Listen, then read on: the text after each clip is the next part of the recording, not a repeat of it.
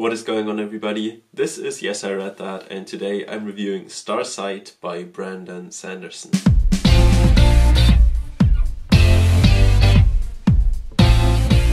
Needed a little extra light today because it's super foggy outside, but I hope you can see me well. So anyways, this is Starsight, the sequel to Skyward. If you don't know what Skyward is, go check out my review of that book. I read that book and I really loved it, so I got the sequel as well, which is Starsight. And this series is basically Sanderson's young adult sci-fi series. I'll try to explain the story a little bit here, but I don't want to spoil what is going on in this book. I will spoil what did happen in Skyward, so if you're unfamiliar with that book, then check out my review of Skyward. But I'll talk about the story a little bit. It's very hard because the story kind of does a bit of a 180 at some point, so I'll try not to spoil anything and just keep it short. But yeah, after that I'll talk about my likes and dislikes and then give you my score for the book. So in the end of the last book, Spencer made it from being a nobody to owning her own ship called M-Bot, which is a very different ship from the usual ships because it has some kind of AI and can actually think for itself. And she also saves humanity by doing this hyper jump, but during that she notices all of these weird eyes, or even before she notices that there are these weird eyes watching her in the nowhere. Humanity also learned that the planet they're on, Detritus, is actually just a giant prison, and the only reason for it is to contain the human race inside of this planet. So that's why they had these weird fights all along, and it's a pretty big revelation, but they don't even know what else is out there in the universe. So the book Starsight continues shortly after that. We still follow Spencer, and well, as I said, I don't want to talk about it too much, but what happens is that at one point in the book, that's all I will reveal, Spencer does leave the planet Detritus and actually does explore other parts of the universe. So that means we get to know other cultures who live in this universe, which are basically aliens or alien races, and obviously we do get a lot of world building and history and all of that. So I won't spoil anything anymore, so this is just my not really story recap, but if you look at the cover text of this book, it basically doesn't say anything about the plot, because saying anything about the plot would already spoil some things. It's not very nice, but I'll talk about some spoiler things in the very end of this review, just for the people who read the book already. Let's get to my likes. Even the things I enjoyed in this book are pretty tough to say without spoiling anything, because so much of this book happens in spoiler zone, and I'm just gonna try and keep it short. But yeah, here we go.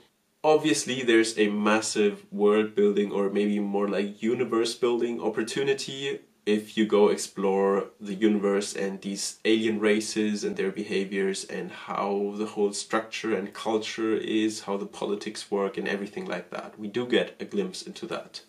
As usual, as expected, this book is a real page-turner. The beginning takes a little to get going, but then you just can't put it down anymore. And this is typical for Sanderson, but in the end of the book, it is just... oh, it's so good. It's so good. Another thing that I enjoyed is that Spencer does grow a lot more in this book. You know, she came from the very bottom in the first book, eating rats, and now she's very different. I mean, not very different, but she did change for the better. So that's interesting to read. And I also enjoyed a lot of the themes. How do I say this?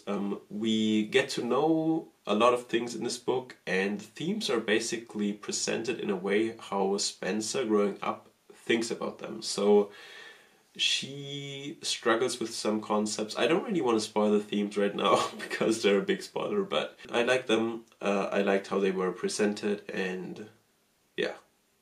I think that's pretty much all I can say about the things I liked, because I really don't want to spoil things. So read the book for yourself if this sounds good. My dislikes, actually I have some things to mention. These don't apply to everybody, I think, but for me, yeah. dislike number one, and I think everybody dislikes that, we get separated from the group of people that she get to know.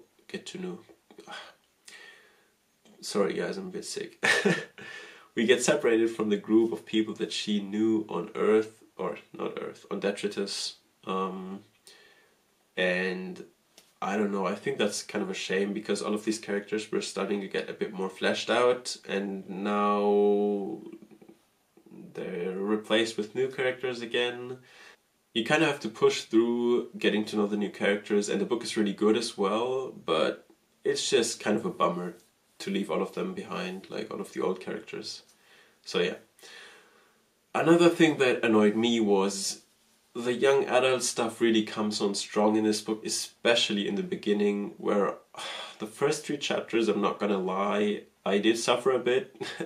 And I think if I was 10 years younger, I would really like the book, but I just can't ignore it, and I just don't like it.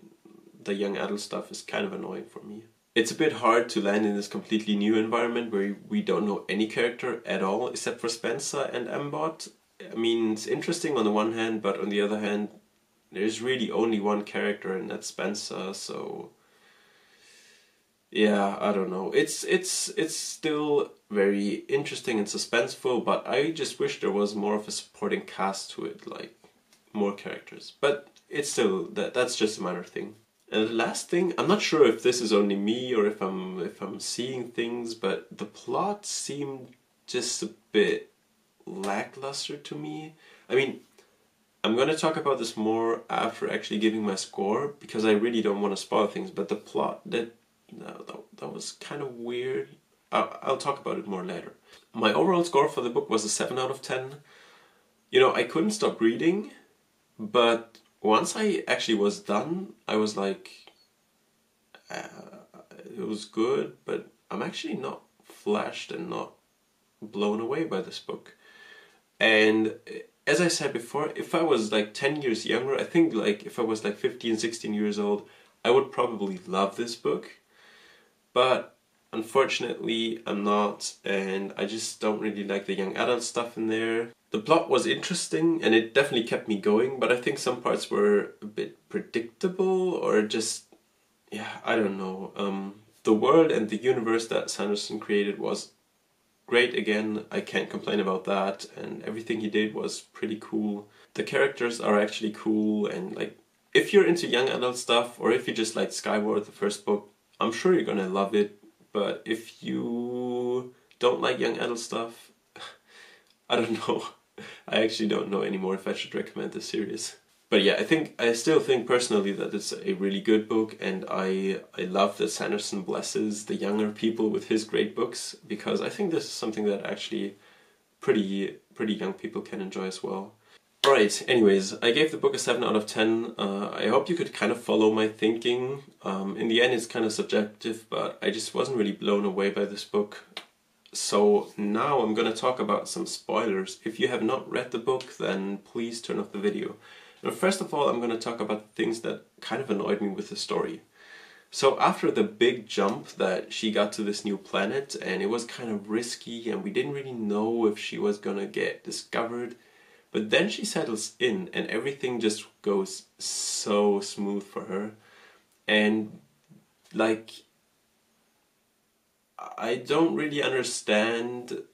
Like, then she starts training with other pilots, which we already knew she was going to do. And then they say that she's going to fight a Delver. And we know that Delvers can only come if some Cytonic actually pulls them into the world. So for me it was kind of obvious that this has to happen at some point. And then the big plot twist is in the end that she is somehow able to tame the Delver, which was kind of cool, but like I just don't really know. Like, it doesn't feel like the end of the book. What's that? Everything is still so unknown. Like, obviously there's been huge progress. Like, Spencer's character made a lot of progress, and I think that's awesome. Recognizing that the other races are also just the alien races are just normal humans living their life, and I liked a lot of the themes of the government controlling the people, but the people, like, war is always just poor people trying to survive on both sides. And oh, then there was the other twist with, like, the slug actually being the hyperdrive, which, if you watch my review of the first book, I already said in the first book that very soon in the first book that was super clear, like super obvious, and it was very hard to make it even more obvious in this book. So yeah, I mean, the plot just didn't blow me away at all. Maybe it was just me, but yeah, I don't know. I think that could have been a lot more interesting for some reason. It just felt like the first book was like this training of dogfighting, and then somehow we get dogfighting again, and of course we got different stuff with this Delver maze, but yeah, I just didn't really... I think the whole spy thing could have been cooler as well, like more kind of infiltrating stuff or something. I don't know. If it was young adult, I would have gone like all in on the spy stuff and sent her like creep around, almost get discovered and that kind of stuff, but I don't know. Just throwing some thoughts out there. On and on, I think it's a really good book. If you've read the book, make sure to let me know your opinion in the comments below. I'm pretty sure there are going to be some people who absolutely loved it and are going to hate me now. But I'm okay with that, and yeah. If you like the review, make sure to drop a like, sub to this channel, and I'll see you in the next video. Till then, bye!